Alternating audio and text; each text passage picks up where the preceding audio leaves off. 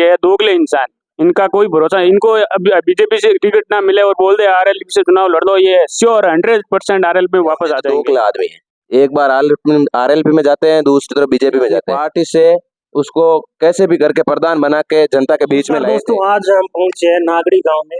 यहाँ पर हमारे साथ युवा साथी है, वो जुड़े हुए हैं।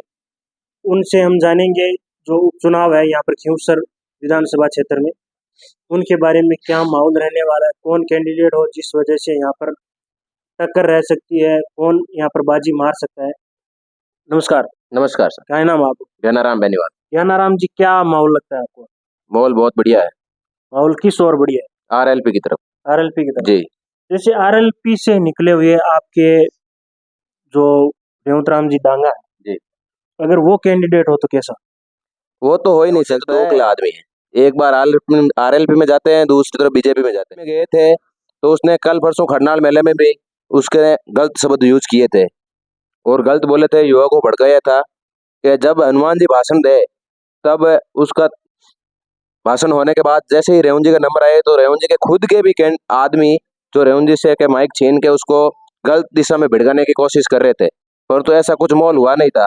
उनसे पहले ही माहौल शांत हो गया और हनुमान जी निकल चुके थे। जी। जैसे हनुमान जी बेनीवाल के पहले ये साथ थे रेवतराम जी, ऐसा क्या हुआ कि वो उनको छोड़कर चले गए? वो तो इतना कुछ खास नहीं था, वो तो सब अपनी अपनी बातें बनाते हैं, ऐसी बात है। और रेवंत जी को साथ में बीजेपी में लेने के लिए ज्योति मिर्धा खुद आई थी रेवंत जी के घर पे, उसको जैसे तैसे करके उसको बेकला के ले गई बीजेपी में और हनुमान जी के सामने चुनाव लड़ाया था, तो भी रेवंत जी तो रह चुके थे। और जब जिस टाइम आरएलपी में रेवंत राम जी डांगा थे तो उस टाइम रेवंत राम जी डांगा की काफी बड़ी मतलब हस्ती मानते थे और अब तो जीरो के बराबर है। जैसे वो प्रधान प्रतिनिधि है तो उन्होंने प्रधान प्रतिनिधि रहते हुए क्या क्या काम किया? उस टाइम बहुत बढ़िया काम करवाते थे, हर जनता की सुनते थे। यानी आरएलपी के जब साथ? जी। अभी? अभी तो कुछ नहीं है, जीरो के बराबर है। जैसे वो मतलब जहाँ पे भी कहीं पे भी जाते हैं तो वो मतलब बोलते भी रहते हैं कि मैं उनके साथ से आया हूँ, या वो हनुमान जी बेनीवाल के पिताजी पर आरोप लगाते हैं कि वो तो अनपढ़ आदमी थे। वो सब कुछ नहीं है ऐसा, वो सब गलत बोल रहे हैं, ऐसा कुछ नहीं है।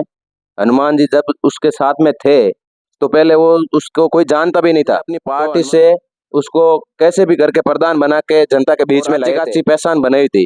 उसके बाद में उसको बीजेपी में चले गए थे वो, तो बीजेपी में जाने के बाद उसने बीजेपी वालों ने क्या सोचा कि हनुमान जी के पार्टी से आए हुआ आरएलपी से, तो उसको सामने कैंडिडेट उतारा था, तो भी उसकी हार हो गई थी।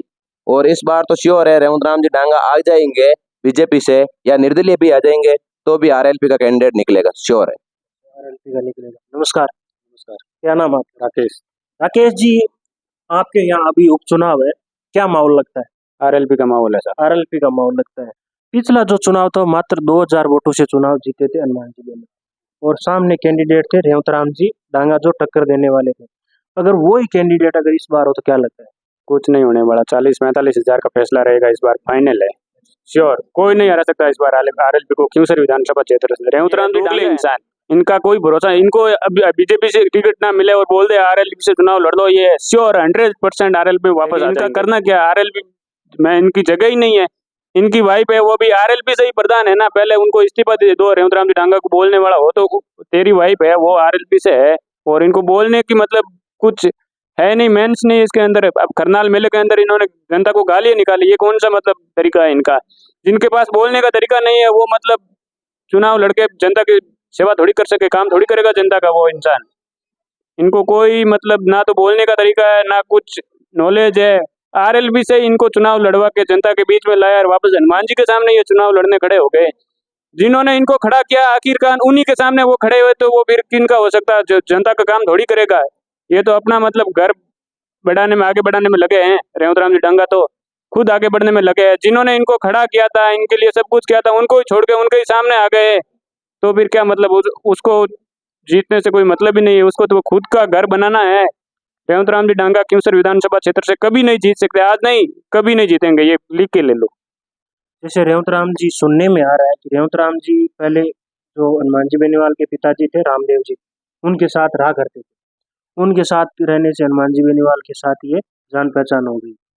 जब भी रामदेव जी विधायक थे तब सुनने में आ रहा है कि वो मतलब 10वीं पास थे, और खुद डांगा जी अभी सुनने में आ रहा है 8वीं पास है, और वो आरोप लगा रहे हैं हनुमान जी बेनीवाल के पिताजी पर कि वो तो अनपढ़ आदमी थे। उस पर को आप क्या कहना चाहोगे? देखो, जो पहले था, अब पहले वाली बातें अब ला रहे हैं, तो उन्होंने मतलब 5 चुनाव लड़ता, विधायक बने थे। अगर अनपढ़ होते तो वो 5 साल विधायक कैसे रहते थे?